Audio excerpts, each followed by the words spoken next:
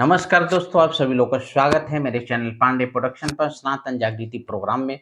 तो आइए दोस्तों, मैं आज एक सत्य घटना लेकर आया हूँ जो इस ब्रह्मांड में कभी पहले हो चुका है ना? जो एक दिव्य घटना हो चुकी है, ठीक है? और उस घटना का जो सबसे प्रमुख पात्र हैं भगवान श्री कृष्ण के बाद भीष्म पितामह जी, है ना? उनका उपदेश है, उसको जानेंगे क्या है। और वीडियो स्टार्ट करने से पहले इस सत्य घटना को मैं आपके सामने रखूँ, इस दिव्य उपदेश को आपके सामने रखूँ, इससे पहले आपसे मेरा अनुरोध है कि सनातन धर्म का छोटा-सा प्रयास मैंने शुरू किया है, इसके लिए आप लोग सपोर्ट कीजिए। चैनल को सब्सक्राइब कीजिए, बेल आइकन दबा लीजिए और ताकि जो कुछ भी मैं डालूँ आप तक पहुँच पाए और वीडियो अच्छा लगे तो ज़रूर शेयर कीजिए। यदि आपको अच्छा नहीं लगता है तो शेयर करना मत भूलिए, है ना? बहुत सारे लोग हैं जिनके लिए ये सही साबित हो सके और उनको अच्छा लगे और इस पुण्य का भागी बनिए सनातन धर्म के जागरूकता में, है ना? अच्छाई काम को करने में यदि आप मदद करते हैं तो उसका जो पुण्य है किसी न किसी रूप में आपको ज़रूर मिलता है, ठीक है? तो प्लीज़ जो भी सोशल मीडिया आप यूज़ करते हैं उस पे ज़रूर शेयर किया कीजिए। जैसे सोशल मीडिया एफबी आईडी हो गया आपका, इंस्टाग्राम हो गया, स्नैपचैट हो गया, है ना?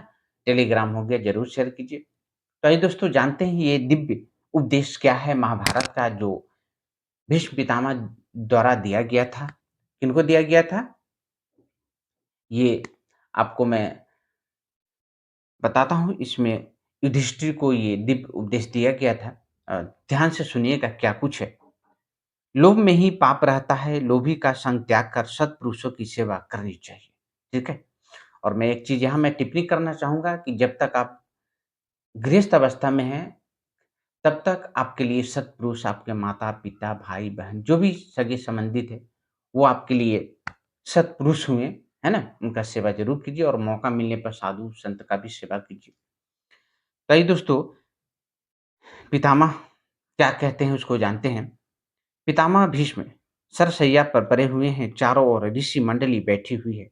धर्मराज युधिष्ठिर धर्म का तत्व पूछ रहे हैं और पितामह उन्हें बतला रहे हैं। बहुत सी बातें जान लेने के बाद युधिष्ठिर ने कहा कि हे पितामह, पाप कहाँ रहता है और उसकी उत्पत्ति किससे होती है? कृपा पूर्वक इसका रहस्य मुझे बतलाइए। पितामह बोले, हे धर्मराज, मैं तुझे पाप के रहने का स्थान बतलाता हूँ, तू मन लगा कर सुन। लोभ एक बड़ा भारी ग्राह है, इसी से पाप की उत्पत्ति होती है। पाप धर्म सबसे बड़े दुख और कपट की जड़ लोभ ही है। लोभ से ही मनुष्य पाप करते हैं। काम, क्रोध, मोह, माया, मान, पराधीनता, क्षमाहीनता, निर्लज्जता, दरिद्रता, चिंता और अपयश आदि लोभ से ही उत्पन्न होते हैं। भोगों में आसक्ति, अतृष्णा, अति तृष्णा, बुरे कर्म करने की इच्छा, कुल विद्या रूप धन का मद, समस्त प्राणियों से वैर, सबका तिरस्कार, सबका अविश्वास, सबके साथ टेढ़ापन, परधन हरण, पर स्त्री गमन, वाणी से चाहे सो बक उठना, मन में चाहे जो कुछ भी हो सोच लेना, किसी की भी निंदा करने लगना, काम के वश में हो जाना, पेट परायन होना, बिना मौत मरना, ईर्ष्या डाह करना, झूठ बोलने को मजबूर होना, जीभ के स्वाद के वश में होना, बुरी बातें सुनने की इच्छा करना, पर निंदा करना, अपनी बड़ाई मारना, मत्सरता, द्रोह, कुर्कार्य, है ना? कुकार्य, सब तरह के साहस और न करने योग्य काम भी कर बैठना आदि अनेक दुर्गुणों की लोभ से ही उत्पत्ति होती है। जन्म से लेकर बुढ़ापे तक किसी भी अवस्था में लोभ का त्याग करना कठिन है। मनुष्य बूढ़ा हो जाता है परंतु यह लोभ बूढ़ा नहीं होता। गहरे जल से भरी हुई नदियों का जल समुद्र में मिल जाता है परंतु जैसे उस जल से समुद्र तृप्त नहीं होता, इसी प्रकार चाहे जितना धन प्राप्त हो जाने पर भी लोभी तृप्त नहीं हो सकता। लोभी मनुष्य की कामना कभी पूरी होती ही नहीं। लोभ के स्वरूप को देव, दानव, मनुष्य और कोई भी प्राणी ठीक-ठीक नहीं जानते। मनस्वी पुरुषों को उचित है कि वो ऐसे लोभ को पूर्ण रूप से जीत ले। मन के वश में न रखने वाले लोभी मनुष्यों में द्रोह, निंदा, हठीलापन और मत्सरता आदि दुर्गुण अधिकता से देखने में आते हैं। अनेक शास्त्रों को जानने वाले, दूसरों की शंका समाधान करने वाले बहुश्रुत पंडित भी लोभ के वशीभूत होकर संसार में कष्ट ही पाते हैं। लोभी मनुष्य सदैव द्वेष और क्रोध में डूबे हुए होते हैं। श्रेष्ठ पुरुषों के शिष्टाचार से सर्वथा भ्रष्ट हो जाते हैं। उनके हृदय में क्रूरता और वाणी में मिठास भरा रहता है। भोले-भाले लोग घास के ढके हुए कुएँ की तरह पराया उनसे धोखा खा जाते हुए धर्म का वेश बनाकर दूसरों के मन को दुखाने वाले, धर्म का ढोंग रचने वाले, अनुदार और विश्वासघातक होते हैं। वे युक्तियों के बल से शास्त्र वचनों का मनमाना अर्थ करके अनेकों मार्ग खड़े करके लोभ के वशीभूत होकर सत्पुरुषों द्वारा स्थापित धर्म मार्ग का नाश करते हैं। उनके स्वार्थ के कारण संसार की व्यवस्था में उलट-फेर मच जाता है और लोग भी उनकी देखा-देखी अध अधमाच अधमाचरण करने लगते हैं। हे युधिष्ठिर, दर्प, क्रोध, मद, हर्ष, शोक, अति अभिमान ये सब दुर्गुण लोभी मनुष्य में देखने में आते हैं। ऐसे पुरुषों को सदैव कुटिल जानकर उनसे बचना चाहिए। केवल सत्पुरुषों के सेवन से ही भलाई हो सकती है।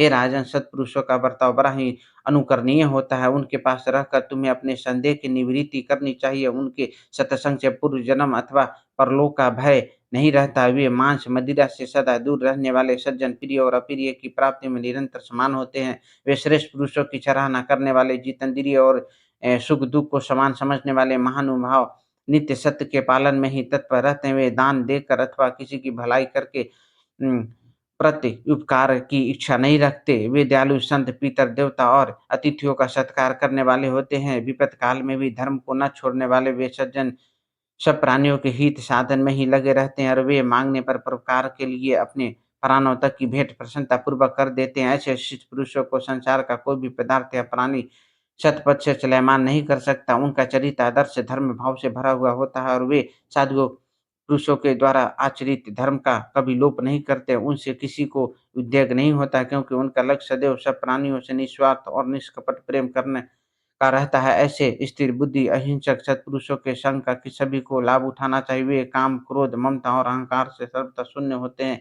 इस प्रकार के मर्यादा पालक संतों से ही अपनी शंकाओं का समाधान कराना चाहिए। वे धन या यश के लिए धर्म का आचरण या सदाचार का पालन नहीं करते हैं, किंतु जैसे शरीर रक्षा के लिए भोजन आदि क्रिया आवश्यक है, ऐसे ही धर्मानुष्ठान भी कर्तव्य समझकर अवश्य करना चाहिए। इसी भाव से वे धर्माचरण करते हैं। उन सदा संतुष्ट रहने वाले साधुओं में भय, क्रोध, मन की चपलता या शोक सर्वथा नहीं होता है। वे दूसरों को धोखा देने के लिए धर्म का स्वांग धारण नहीं करते हैं। उनका किसी अंश में भी कोई प्रयोजन छिपा हुआ स्वार्थ न होने से वे पाखंडी धर्म का आश्रय नहीं लेते हैं। वे लोभ या मोह से किसी भी निर्णय में भूल नहीं करते हैं, क्योंकि वे सदैव पक्षपात रहित, धर्मशील, सत्यवादी और साफ कहने वाले होते हैं। ऐसे सत्पुरुषों के साथ तुम्हें अवश्य प्रेम करना चाहिए। वे लाभ होने से हर्ष नहीं मानते और हानि होने से खेद नहीं करते। वे ममता और अहंकार से शून्य रहकर सदा सत्वगुण में स्थित रहते हैं। उनकी सर्वत्र समदृष्टि से हो जाने से वे सुख दुख, प्रिय अप्रिय अथवा जीवन मरण इन सब को समान समझते हैं। वे दृढ़ पुरुषार्थी नित्य धर्म के मार्ग में ही स्थित रहते हैं। ऐसे महानुभाव पुरुषों की तुम्हें जितेंद्रिय और सावधान होकर सेवा करनी चाहिए। जय श्री राम।